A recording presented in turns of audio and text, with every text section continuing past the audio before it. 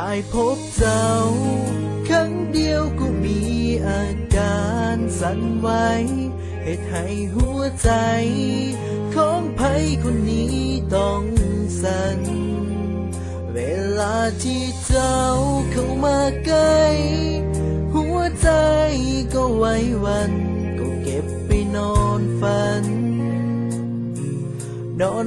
ทุกคืนว่าวันนี้คนดีเขามีเจ้าของอยู่แล้วก็ต้องกินเฮาอีกแล้วตามเคยเพียงเจ้าส่งยิ้มเข้ามาให้หัวใจเกือบตายไปเลยต้องทำตัวเฉยๆเพราะเจ้ามีเจ้าของหัวใจ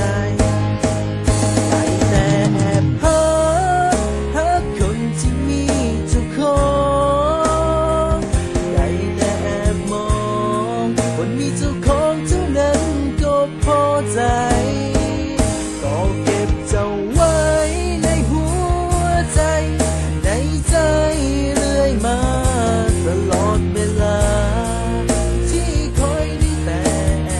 บหา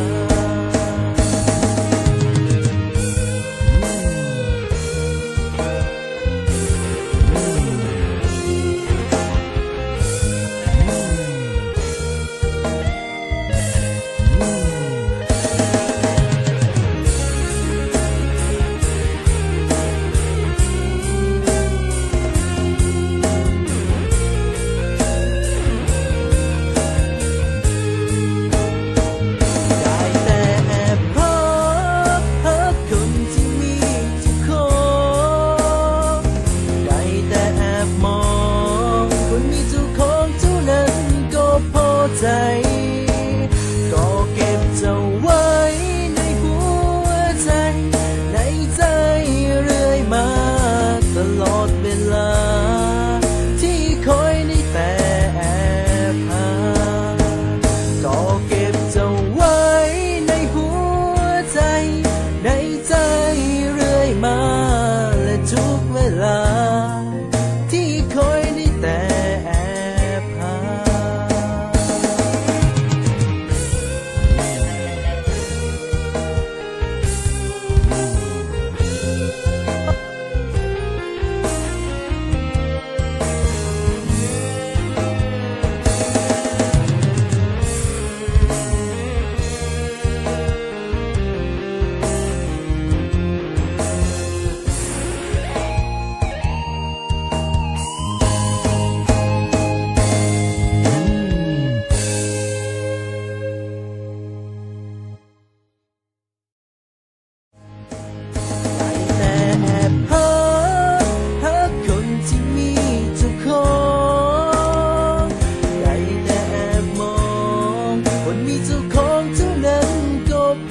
ใจ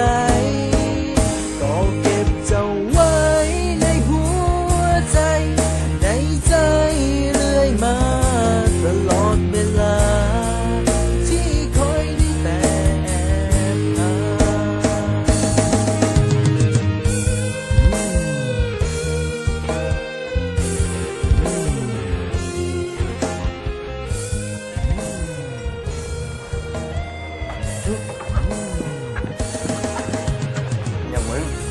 อย่างมึง